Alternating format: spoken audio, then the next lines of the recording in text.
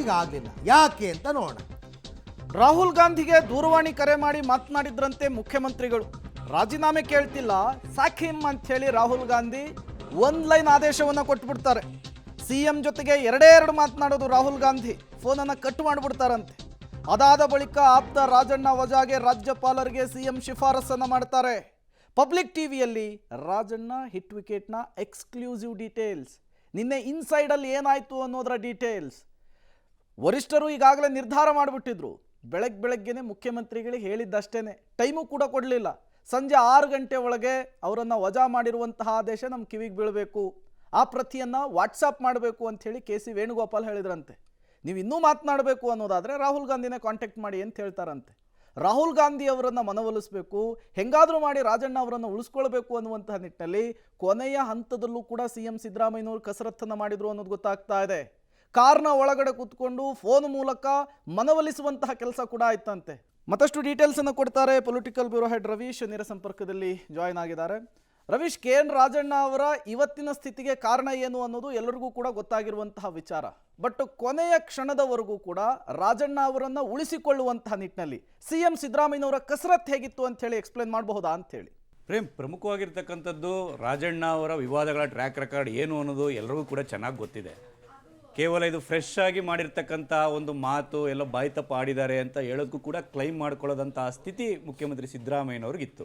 ಏಕೆಂದರೆ ರಾಜಣ್ಣ ಅವರು ಪಕ್ಷದ ಕೆಲವರ ವಿರುದ್ಧ ಮಾತನಾಡಿರ್ತಕ್ಕಂಥ ಹಿನ್ನೆಲೆಯೂ ಕೂಡ ಇದೆ.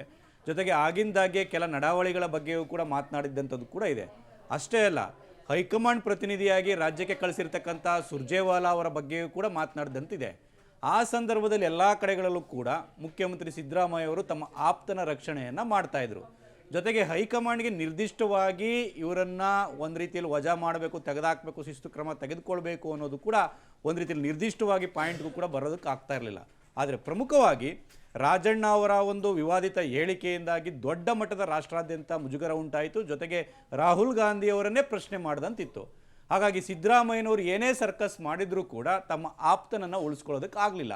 ಜಸ್ಟ್ 10 ದಿನಗಳ ಕಾಲ ಟೈಮ್ ಕೊಡಿ, ಸೆಷನ್ ಇದೆ, ವಿರೋಧ ಪಕ್ಷಗಳಿಗೂ ಕೂಡ ನಾವು ಒಂದು ರೀತಿಯಲ್ಲಿ ಆಹಾರ ಆಗಬೇಕಾಗತ್ತೆ, ಈ ಹಿನ್ನೆಲೆಯಲ್ಲಿ ನಾವು ಅದರಿಂದ ಸೆಷನ್ ಮುಗಿದ ಬಳಿಕ ಕ್ರಮ ತೆಗೆದುಕೊಳ್ಳೋಣ ಅಂತ ಸಿದ್ದರಾಮಯ್ಯ ಅವರು ಮನವೊಲಿಕೆ ಮಾಡೋದಕ್ಕೆ ಹೋಗಿದ್ರು. ಅದು ಕೇವಲ ವೇಣುಗೋಪಾಲ್ ಅವರ ಹಂತದಲ್ಲೇ ಇತ್ತು. ವೇಣುಗೋಪಾಲ್ ಅವರು ಮತ್ತೆ ರಾಹುಲ್ ಗಾಂಧಿ ಅವರಿಗೆ ಈ ವಿಚಾರವನ್ನು ತಿಳಿಸಿದಂಥ ಸಂದರ್ಭದಲ್ಲಿ ರಾಹುಲ್ ಗಾಂಧಿ ಅವರು ಗರ್ಮ್ ಆಗಿದ್ರು ಅಂತ ಕೂಡ ಹೇಳಲಾಗ್ತಾ ಇದೆ. ಆಗ ವೇಣುಗೋಪಾಲ್ ಅವರು ರಾಹುಲ್ ಗಾಂಧಿ ಅವ್ರ ಹತ್ರನೇ ನೀವು ಮಾತಾಡಿ ಈ ವಿಚಾರವನ್ನು ಬಗೆಹರಿಸ್ಕೊಳ್ಳಿ, ಆದರೆ ಈಗ ರಿಸೈನ್ ಅಲ್ಲ ಸ್ಯಾಕ್ ಮಾಡಬೇಕಂತೆ ಅಂತ ವೇಣುಗೋಪಾಲ್ ಅವರು ಮತ್ತೆ ಸಿದ್ದರಾಮಯ್ಯನವರು ಕರೆ ಮಾಡ್ತಾರೆ. ಆ ಸಂದರ್ಭದಲ್ಲಿ ರಾಹುಲ್ ಗಾಂಧಿ ಅವರ ಬಳಿ ಕಡೆ ಅಟೆಂಪ್ಟ್ ಮಾಡೋಣ ಅಂತೇಳಿ ಸಿದ್ದರಾಮಯ್ಯನವರು ಪ್ರಯತ್ನ ಪಟ್ಟಿದ್ದು ಕೂಡ ನಿಜ ಅಂತ ಹೇಳಲಾಗ್ತಾ ಇದೆ. ಹಾಗಾಗಿ ರಾಹುಲ್ ಗಾಂಧಿ ಅವರ ಬಳಿ ಕರೆ ಮಾಡಿದಂಥ ಸಂದರ್ಭದಲ್ಲಿ ನಾನು ನಿಮ್ಮ ಸಚಿವನ ರಾಜೀನಾಮೆಯನ್ನು ಕೇಳಿಲ್ಲ, ಸ್ಯಾಕ್ ಮಾಡೋದಕ್ಕೆ ನಾನು ಹೇಳಿರ್ತಕ್ಕಂಥದ್ದು ಅಷ್ಟೇ, 2 ಮಾತು ಹೇಳಿ ಕಾಲ್ ಕಟ್ ಮಾಡಿದ್ರು ಅಂತ. ಹಾಗಾಗಿ ಸಿದ್ದರಾಮಯ್ಯನವರಿಗೆ ರಾಹುಲ್ ಗಾಂಧಿ ಅವರ ಸಂದೇಶ ಏನು ಅನ್ನೋದು ಕೂಡ ಗೊತ್ತಾಗುತ್ತೆ. ತದನಂತರ ರಾಜೀನಾಮೆ ಪತ್ರ ಕೊಟ್ಟಿದ್ರೂ ಕೂಡ ರಾಜಭವನಕ್ಕೆ ಕಳಿಸಿರ್ತಕ್ಕಂಥದ್ದು ವಜಾ ಮಾಡಿ ಅನ್ನೋ ಒಂದು ಶಿಫಾರಸ್ಸು. ಹಾಗಾಗಿ ಎಲ್ಲೋ ಒಂದು ಕಡೆ ತನಕವೂ ಕೂಡ ಒಂದು ರೀತಿಯಲ್ಲಿ ಆಪ್ತನನ್ನು ಉಳಿಸ್ಕೊಳ್ಳೋದಕ್ಕೆ ಸರ್ಕಸ್ ಮಾಡಿದ್ದಾರೆ. ಆದರೆ ಅದು ಈ ಬಾರಿ ಫಲ ಕೊಟ್ಟಿಲ್ಲ. ಹಾಗಾಗಿ ಮುಂದೆ ಇದು ಬೇರೆ ಬೇರೆ ರೀತಿಯ ರಾಜಕೀಯ ಬೆಳವಣಿಗೆಗಳು ಕೂಡ ಒಂದು ರೀತಿಯಲ್ಲಿ ಟರ್ನ್ ತೆಗೆದುಕೊಳ್ಳುವಂಥ ಸಾಧ್ಯತೆ ಇದೆ. ಸದ್ಯಕ್ಕೆ ಹೈಕಮಾಂಡ್ನ ಪ್ರಶ್ನೆ ಮಾಡೋದಕ್ಕೆ ಯಾರೊಬ್ಬರು ಕೂಡ ಸಾಧ್ಯ ಇಲ್ಲ, ಹೋಗೋದು ಇಲ್ಲ. ಏಕೆಂದರೆ ರಾಹುಲ್ ಗಾಂಧಿ ಅವ್ರನ್ನ ಎದುರಾಕೊಂಡ್ರೆ ಏನಾಗುತ್ತೆ ಅನ್ನೋದು ಕೂಡ ಎಲ್ಲರಿಗೂ ಗೊತ್ತಿದೆ.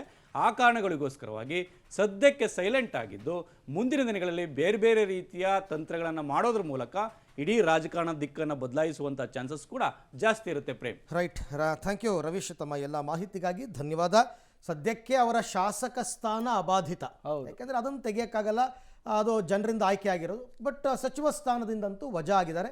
ಪಕ್ಷಕ್ಕೂ ಮುಜುಗರ, ರಾಜಣ್ಣ ಅವ್ರಿಗೂ ಮುಜುಗರ.